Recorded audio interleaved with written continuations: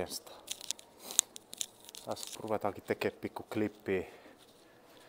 klippiä näistä hommista täällä näin Yorkissa UK Champsista. Eli tää nyt on päivä se Hawkinsin matsin jälkeen ja tullut tähän kisapaikalle vähän hengailemaan. Ja mä ajattelin, että mä vähän näytän teille mestaa ja tollasta noin, että mitä täällä takana tapahtuu sitten, että näkee niin kuin vähän muutakin, saa pikkusen kuvaa tästä hommasta. Niin katsotaan mitä tästä tulee.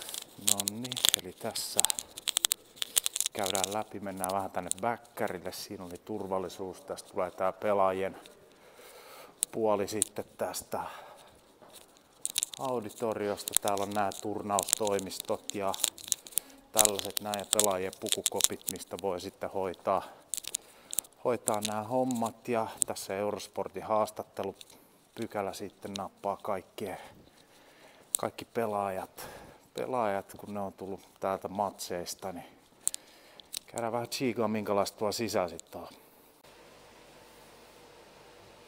No niin, ja tääkin on niinkin eksoottista. Tällaista näin. Tää on mistä nämä pelaajat tulee sisään ja sano, että tää on varmaan kaikille tuttu, ketkä vähänkin seuraa Eurosporttia, että mihin kohtaan ollaan tulossa. Ja tossa pelaajien markki sitten, että mihin jäädään kököttää ennen kuin pahdetaan sisään. Ja sitten onkin, tässä on vähän sitä näkymää, minkälaista täällä tapahtuu. Ja tässä on vähän näitä dumarihommia tollasta noin. Dumaria koneet ja millä sitten sitä liveskorea työnnetään pihalle ja tällaista settiä. Tää on tää Yorkin halli. Ei ole mikään näistä kaikista isoin, mutta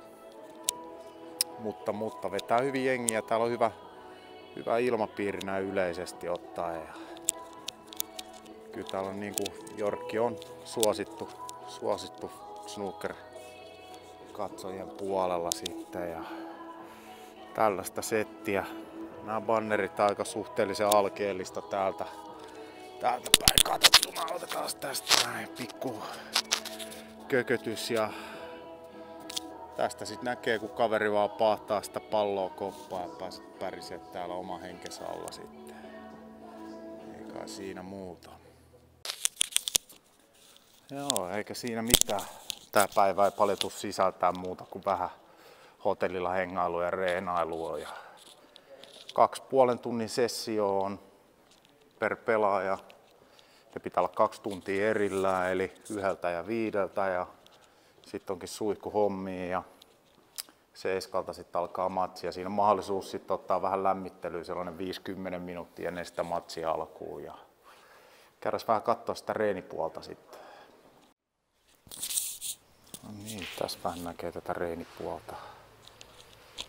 Tällainen setti, eli tää on nyt siirtynyt tänne Sportshallin puolelle. Ja siellä on VBCin studio, sitten tässä on 4 reenipöytää ja Martini pahtaa siinä ja sitten Fuuta. Tässä on nää. Tää on itse asiassa tosi kuuma tällä hetkellä, mutta en saa nähdä miten pelaajat pelaa. Että täällä nämä valmistautuu sitten jotkut valmentajien kanssa, jotkut ilman ja se on ihan mitä sitten itse tykkää.